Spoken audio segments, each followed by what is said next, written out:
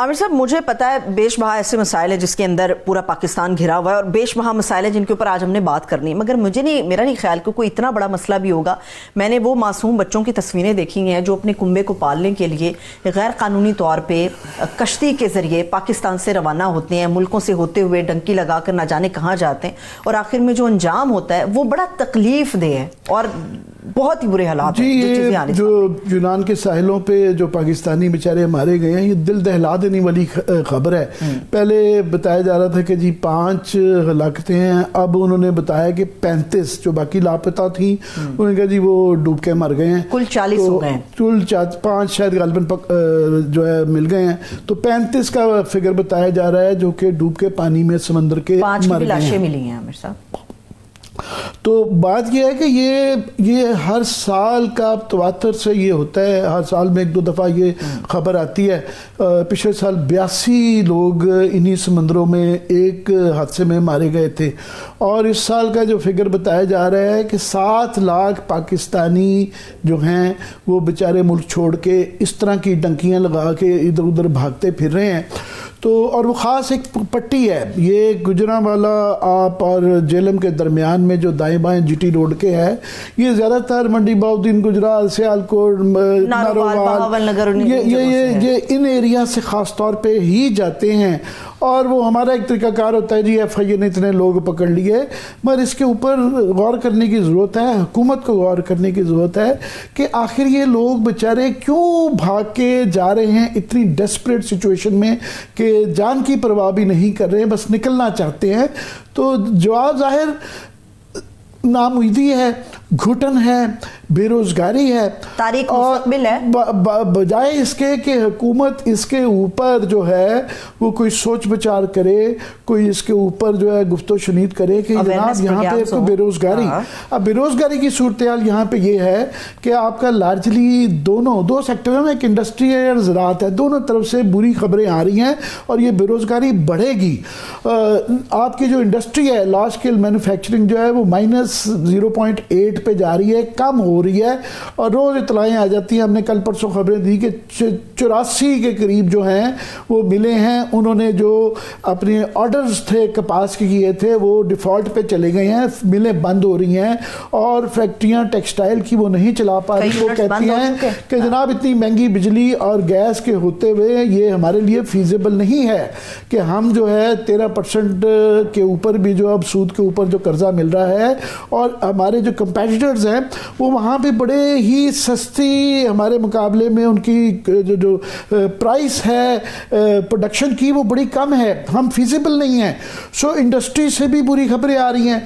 زراعت کا اس وقت جو ہے برا حال یہ ہے کہ پہلے جو ہے گندم کی لاسٹ ایئر جو ہے آپ نے 3500 کے اوپر انہوں نے من کے اوپر جو ہے نا کسان کی لاگت تھی، اور ان کی پہلے 28 کی، اب وہ 2500-2300 کے اوپر جو ہے نا کنک ان کو بیچنی پڑ رہی ہے۔ سو کنک کا برا حال۔ اب کپاس کی بری خبریں آ رہی ہیں کہ 33% جو ہے نا کمی آئی ہے، اور ابھی بھی گورنمنٹ جو ہے اس کے اوپر نظر نہیں آ رہی کیا کر رہی ہے۔ ایک ابہام ہے کہ سپورٹ پرائس کا پہلے خبر آ گئی کہ جی اس دفعہ سے ہم ڈی ریگولیٹ کر رہے ہیں کہ سپورٹ پرائس نہیں دیں گے۔ اب وہ درمیان میں ہے کہ دے رہے ہیں نہیں دے رہے ہیں، کیونکہ کافی سارے سوال ہیں کہ نیا میکنزم بنایا پڑے گا۔ پھر یہ ہے کہ بہرحال پاسکو کو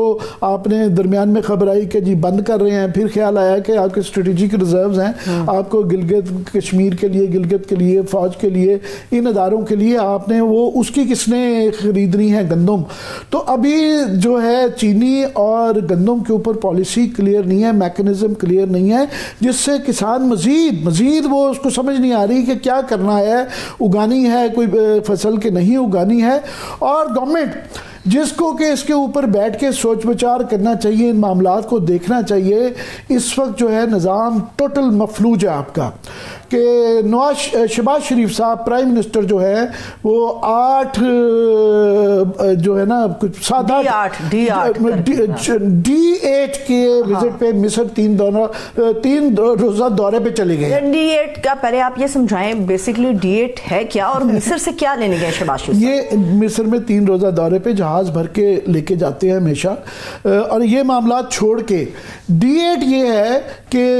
دنیا میں انڈیا جو ہے فار ایگزامپل ایگزامپل G8 کی میٹنگ میں بلایا جاتا ہے. G8 جو ہے وہ گروپ آف 8 تھا, رشیا تھا, گروپ آف 7 رہ گیا ہے, مگر اس کے اندر ظاہر ہے آف کورس جو ہے امریکہ, United Kingdom, Europe union, Japan, یہ دنیا کے عظیم ترین ملک ہیں, اور وہ اب G8+5 ہوتا ہے. 5 کے اندر انڈیا کو G8 میں بلایا جاتا ہے. ہم جو ہے D8 میں, D8 ہے ڈیولپنگ ترقی پذیر ممالک جو ہیں, اس کے اندر جو ہے اس کے اندر مصر ہے, نائجیریا ہے, یہ اس طرح کے ملک ہیں. دو ایک فار ایسٹ کے اچھے اسلامی ملک بھی, ایران بھی ہے.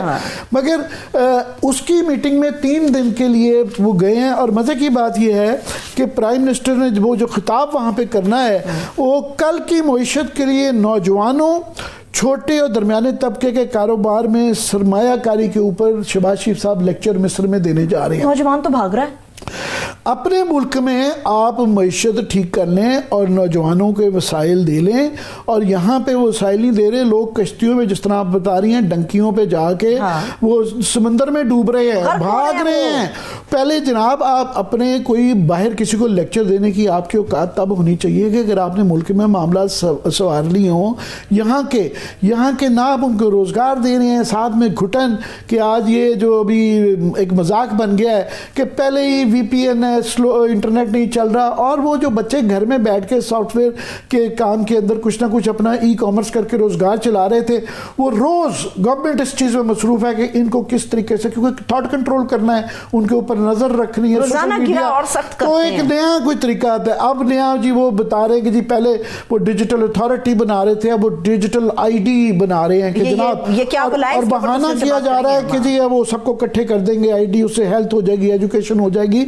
اور کوئی اس پہ ڈسکشن نہیں ہو رہی. آج پارلیمان کے اوپر اس کے اوپر بحث ہوئی ہے کہ جناب آپ اس کے اوپر یہ بنیادی طور پہ تو لوگوں کو کنٹرول کرنے کے لیے کیا جا رہا ہے, اس میں ان لوگوں کی پریویسی ہے اور گورنمنٹ کا اس پہ اعتبار نہیں ہے. ڈیجیٹل آپ نے کیا فروغ دینا ہے جس ملک میں انٹرنیٹ نہ ہو, اس میں ڈیجیٹل فروغ کیسے ہو پائے گا؟ اچھا, کچھ نے تو یہ بھی کہا تھا کہ شہزاد فاطمہ صاحبہ سے منسوب کر کے کہ انہوں نے کہا کہ انٹرنیٹ کی رفتار بالکل ٹھیک ہے, آپ اپنی ٹائپنگ سپیڈ جو ہے نا وہ بہتر کریں. یہ آج انہوں نے کہا ہے کہ ہر چیز کو اس میں سرویلنس کے پوائنٹ آف ویو سے نہ دیکھیں جو ہے, بلکہ دکھا سکے پروڈیوسر صاحب اگر اس میں کہ انہوں نے کیا کہا ہے. جہاں تک ایکس کی بات ہے سر, یہ بار بار بات کی جاتی ہے کہ شاید کسی آزادی رائے کو کی وجہ سے جو ہے وہ ایکس بلاکڈ ہے. میں صرف اتنی وضاحت کرنا چاہوں گی کہ پاکستان کے اندر جو سب سے زیادہ عوامی لیول کے اوپر جو پلیٹ فارمز استعمال ہوتے ہیں وہ یا ٹک ٹاک ہے یا فیس بک ہے. ایکس کی یوزیج 2% سے بھی کم لوگ کرتے ہیں پاکستان کے اندر, اور اگر تو اس کو بند کرنے کا مقصد آزادی رائے کے اوپر اٹیک کرنا ہوتا تو آج ایکس نہ بند ہوتا, شاید ٹک ٹاک اور فیس بک بند ہوتے. اس ملک میں جتنی آزادی رائے ہے, میرا نہیں خیال کسی ملک میں ہے. جس کا جو دل کر رہا ہے ڈیفیمیشن بھی کرتا ہے. پبلک آفس ہولڈرز تو ایسے ہیں جیسے پبلک پراپرٹی ہیں. ہمارے اوپر جو الزام لگتے ہیں, جو زبان استعمال کی جاتی ہے, اس کا یہاں پہ کوئی کاگنیزنس نہیں ہے. فریڈم آف ایکسپریشن اور فریڈم آف اسپیچ کی اس ملک کے اندر سر انتہا ہے آج.